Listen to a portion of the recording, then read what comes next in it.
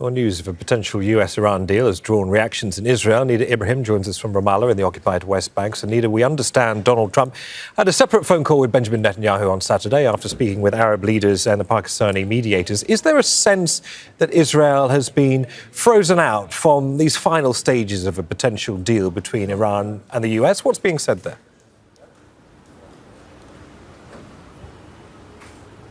Well, Neve, although the Israeli premier is trying to hide that by tweeting in the past hour or so, confirming the relationship between the U.S. and Israel, saying it remains strong, there's deep skepticism in Israel in Netanyahu's ability to secure Israeli goals in the upcoming deal, with the Israeli newspaper of Ma'arif saying that Israeli officials saw the draft that is being discussed for a potential deal and they're not happy with it, as it does not tackle Israeli interests when it comes to taking out the highly enriched uranium from Iran and dealing once and for all with Iran's nuclear project. So the word that we can describe what's happening in Israel right now is concern, although reportedly Netanyahu has told his cabinet members, his officials, not to speak publicly, because he needs to be very delicate about how he treats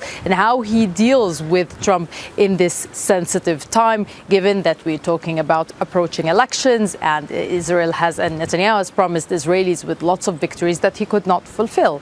So we have been taking a dive into Israeli media, and this is part of the reaction that we've been seeing. Let's watch together.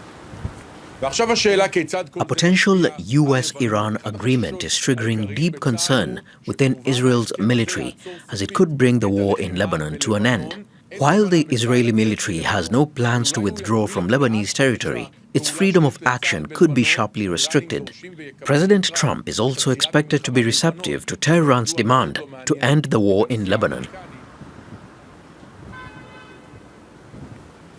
So when we talk about Lebanon, there's also another Israeli interest, which is that Israel would still have the ability to strike Lebanese targets and that Lebanon would be excluded from the deal. Now, we don't have any clear reference as to the potential deal, whether it includes a cessation of fire on all fronts, but there's a deep concern in Israel when it comes to Lebanon, especially when we talk about the drone attacks that have been leaving casualties. So all of that, Netanyahu will have to maneuver, will have to really play what he knows well, which is deep politics, which is manipulation, to try and secure what he can for Israel, even if that means giving Israel a free hand or the ability to strike targets it deems possible if an Iran and US deal was to be signed. Nida, many thanks for that. Nida Ibrahim there, live in Ramallah in the occupied West Bank.